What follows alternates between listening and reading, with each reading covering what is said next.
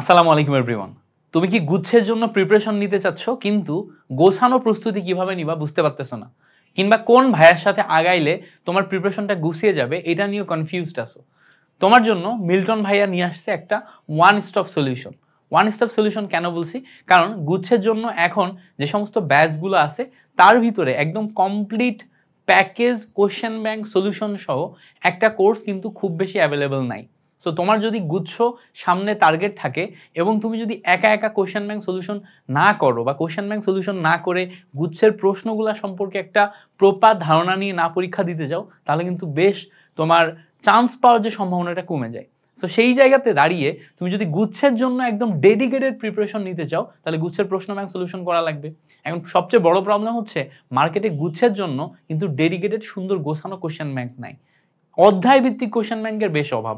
উদ্ভাসের যেটা সবার কাছে অ্যাভেলেবল আছে সেটা হচ্ছে সাল ভিত্তিক, এবং সাল ভিত্তিক যেই প্রশ্ন ব্যাংক এটা তোমার পরীক্ষার আগ মোমেন্টে যে অনেকটা হেল্প করবে।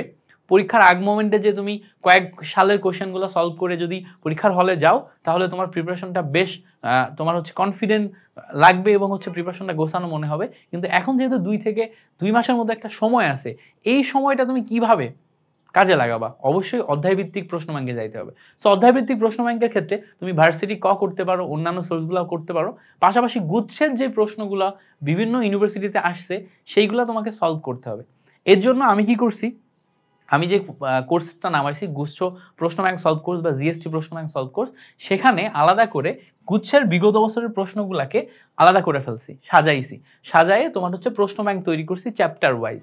সো বিভিন্ন সোর্স যেগুলো আছে ওই সোর্সগুলো থেকে কালেক্ট করে করে সবচেয়ে ইম্পর্টেন্ট বাছাই করা কোশ্চেনগুলাই আমি প্রত্যেকটা চ্যাপ্টারে রাখছি। সাপোজ ধর আমি যদি তোমাকে কেমিস্ট্রি দেখাই, কেমিস্ট্রিতে আমাদের ধরো হচ্ছে গুণগত রসায়ন বা জৈব যৌগ। সো গুণগত রসায়নে যেই সমস্ত প্রশ্নগুলো আছে সেই প্রশ্নগুলোকে দেখো আমি একটা কোশ্চেন ব্যাংকের ভিতরে নিয়ে এনে তোমাদেরকে পিডিএফ দিচ্ছি। সো গুণগত রসায়নে মোটামুটি 12 পেজের একটা পিডিএফ আছে। এখন কোশ্চেন ব্যাংক সলিউশন কোর্সে এই টোটাল 12 পেজের সমস্ত প্রশ্নগুলা আমি সলিউশন করাই দিব ব্যাখ্যা সহ। আবার আগেই আমি যেহেতু এই প্রশ্ন ব্যাংকটা দিয়ে দিচ্ছি, এই প্রশ্ন ব্যাংকের পিডিএফ গুলা যেহেতু আমরা আমাদের হচ্ছে পেইড কোর্সে তুমি পেয়ে যাচ্ছ, সো এই প্রশ্ন ব্যাংকগুলা পড়ে তুমি এই প্রশ্ন ব্যাংকগুলো প্রিন্ট করে তুমি একা একা বাসায় পড়তে পারবে, আর সলিউশন ব্যাখ্যা সহ তো আমার কাছে তুমি পাবাই। সো এইটা একটা খুব চমৎকার স্টাডি ম্যাটেরিয়াল হবে যারা যারা তোমরা গুচ্ছের জন্য প্রিপারেশন নিচ্ছ, এবং ব্যাখ্যা পাবা তুমি আমার ক্লাস করলে।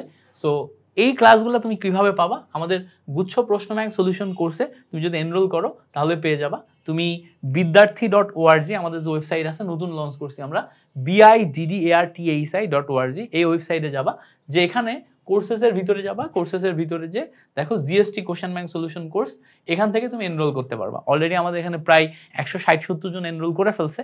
সো ওয়েবসাইটের মাধ্যমে 22 জন করছে। তো তুমি এখানে ক্লিক করলেই দেখবা যে এই কোর্সের ডেমো ক্লাসেস অলরেডি দেয়া আছে। So demo classes course details দেখবা, দিয়ে এখান থেকে এনরোল নাও ক্লিক করবা, করার পরে দেখবা যে এখানে বিকাশ রকেট নগদ নাম্বার দেয়া আছে। এই নাম্বারে টাকা পাঠানোর পর সেই টাকা পাঠানোর ডিটেইলস এখানে লিখে সাবমিট করবা। করলে একটা গ্রুপের লিংক চলে যাবে তোমার কাছে, সেই গ্রুপে জয়েন করলে ওই গ্রুপ থেকে তোমাকে প্রাইভেট গ্রুপে আবার জয়েন করাই দেওয়া হবে। সো এনরোলমেন্ট প্রসেসটা একটু জটিল মনে হলো, জয়েন করে ফেলো আমাদের সাথে। যারা যারা মিল্টন ভাইয়ের সাথে আসলে প্রিপারেশন নিতে চাচ্ছ জিএসটি বা গুচ্ছের যে আগামী 2 মাস আছে, এই 2 মাসে মিল্টন ভাইয়ের থেকে একটা টপ নচ সাপোর্ট পাবা ইনশাল্লাহ। সো যারা যারা এখনো জয়েন করো নাই, গোছানো একটা প্রস্তুতির জন্য আমাদের কোশ্চেন ব্যাংক সলিউশন কোর্সে জয়েন করতে পারো। ইনশাল্লাহ তোমাদের সাথে দেখা হচ্ছে ক্লাসে, দেখা হচ্ছে পরবর্তী কোন একটি ভিডিওতে। ততক্ষণ পর্যন্ত ভালো থাকো, ভাইয়ের জন্য দোয়া করবা। আল্লাহ হাফেজ, আসসালামু আলাইকুম।